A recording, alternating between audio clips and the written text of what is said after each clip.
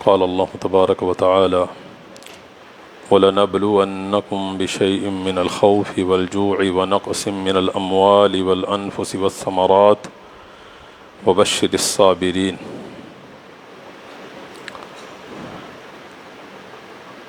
اللہ تبارک و تعالیٰ کی طرف سے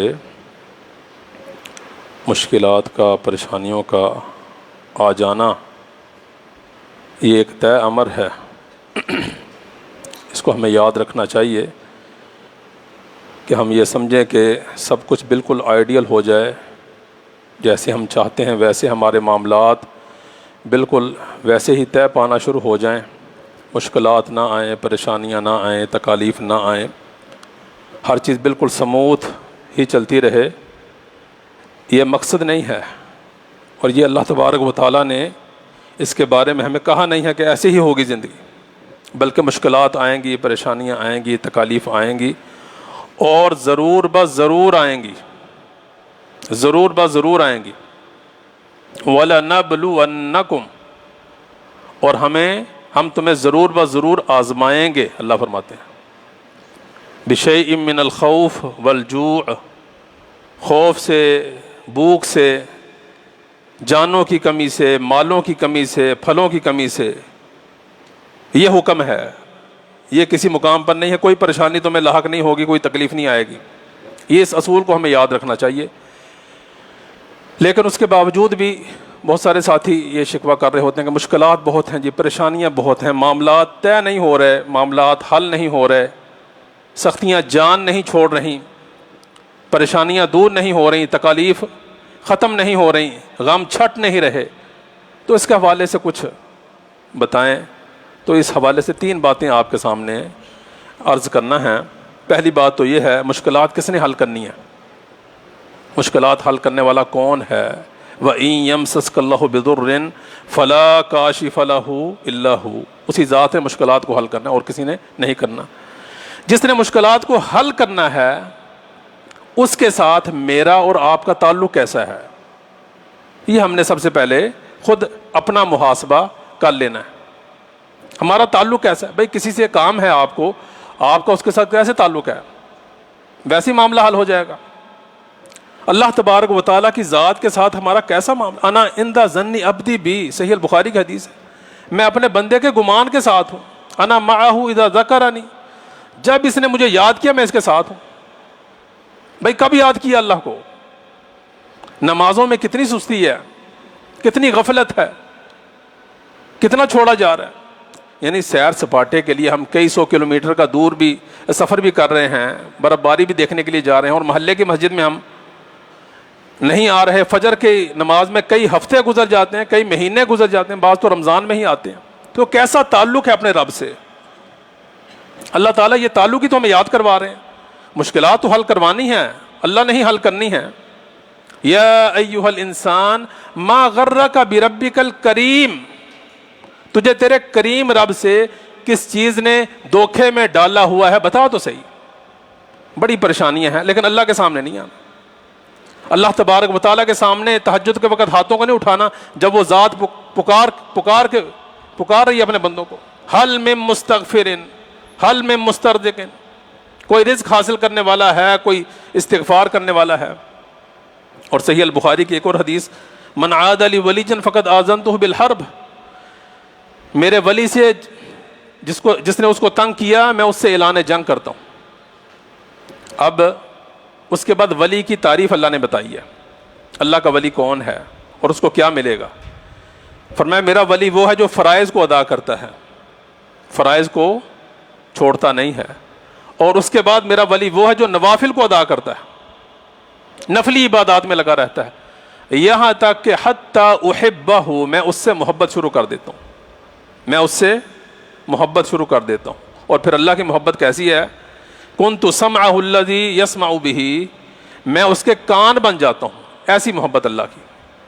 یہ مشکلات پریشانیاں ہیں تو کس طرف جانا ہے حل کروانے کے لیے؟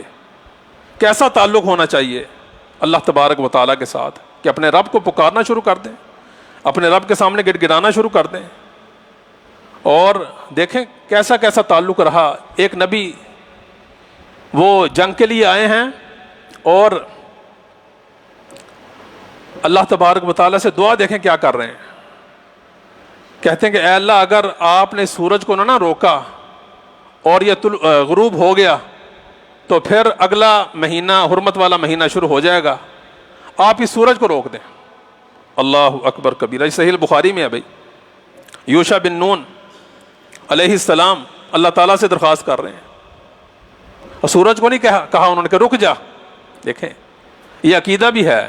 اللہ تبارک و تعالیٰ کو کہنا ہے، سورج کو نہیں مدد کے لیے پکارنا، فرشتوں کو مدد کے لیے نہیں پکارنا، انبیاء کو مدد کے لیے نہیں پکارنا، اولیاء کو مدد کے لیے نہیں پکارنا. کس کو کہنا ہے؟ سورج اللہ کی مخلوق ہے اور کتنا فائدہ پہنچا رہی ہے مخلوق کو، لیکن پکارنا کس کو ہے؟ اے اللہ اس سورج کو روک دے. یہ تعلق دیکھیں آپ. ہمارا ویسا تعلق تو نہیں ہو سکتا، لیکن جس کے سامنے مشکلات کو رکھ کے مشکلات کو حل کروانا ہے اس کے ساتھ تعلق ہے کیسا بھائی، یہ تو دیکھ لیں. اس حوالے سے دوسری بات، مشکلات کو ہم حل کروانا چاہ رہے ہیں، مشکلات بڑی ہیں، معاملات بڑے دگرگوں ہیں. محترم عزیز بھائیو، ہمارے والدین جو ہیں ان کے ساتھ ہمارے معاملات کیسے ہیں؟ یہ ایک بہت بڑا سوال ہے میرے لیے بھی، آپ کے لیے بھی. آپ کے سامنے میں سوال ہی رکھ رہا ہوں، اپنے لیے بھی آپ کے لیے بھی. والدین کے ساتھ ہمارے معاملات کیسے ہیں؟ ان کے ساتھ ہمارا تعلق کیسا ہے؟ آج کل کیا ہو رہا ہے؟ والدین کا مذاق اڑایا جا رہا ہے، استہزاء کیا جا رہا ہے، ان کو ناراض کیا جا رہا ہے، ان کو جھڑکا جا رہا ہے، ان کو وقت نہیں دیا جا رہا، ان کو مال نہیں دیا جا رہا. اس میں کوتاہی ہو رہی ہے کہ میرے بچے ہیں، میری بیوی ہے، میرے اور معاملات ہیں، ماں باپ کے لیے میرے پاس ٹائم نہیں ہے. پیسے میں کیسے خرچ کروں؟ پیسے کیوں خرچ کروں؟ دوسرا بھائی کیوں نہیں دیکھ لیتا؟ دوسرے بھائی کیوں نہیں دیکھ لیتے؟ یہ سارے سوالات بھائی معاشرے کے اندر، میں کوئی نئے سوالات آپ کے سامنے نہیں کر رہا، یہ موجود ہیں. اور یہ کوتاہی بہت شدت کے ساتھ، بڑی تیزی کے ساتھ معاشرے کے اندر بڑھ رہی ہے. اس میں والدین خود بھی کسی نہ کسی جگہ پر قصوروار ہیں. والدین کو ٹائم نہیں دیا جا رہا، والدین کا خیال نہیں رکھا جا رہا، ان کے اوپر مال خرچ کرنا اس کو بوجھ اور تکلیف دہ امر سمجھا جا رہا ہے. یہ ہماری تکالیف، مشکلات، پریشانیوں کی زیادتی کا باعث ہے. یاد رکھیں.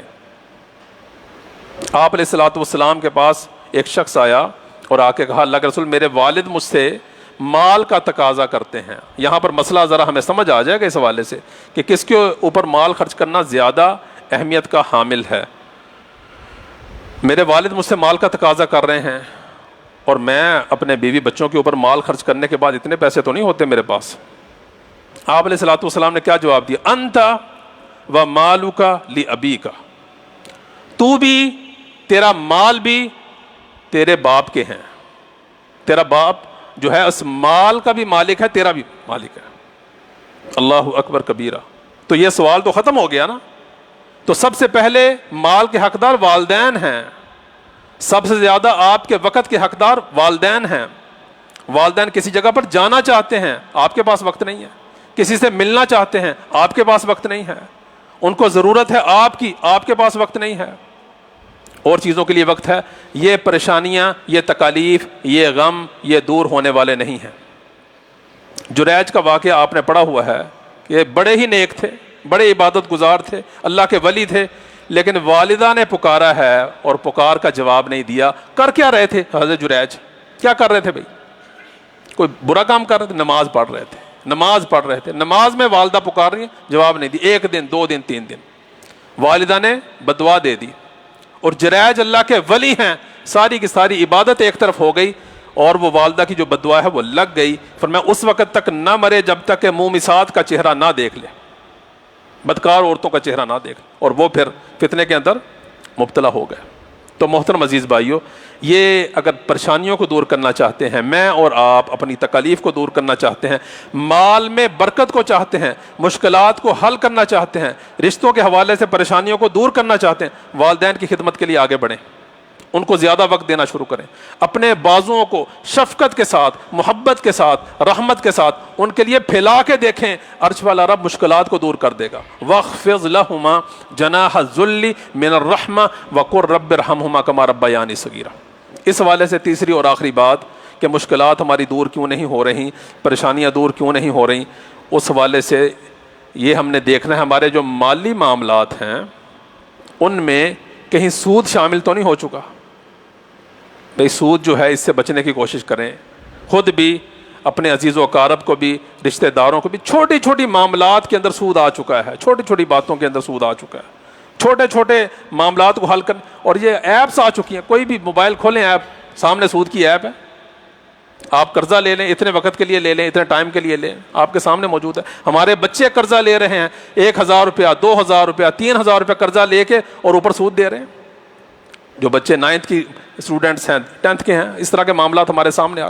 سود سے بچنے کی کوشش کریں اور مال کو اللہ کے رستے میں خرچ کریں استطاعت کے جو ہے مطابق.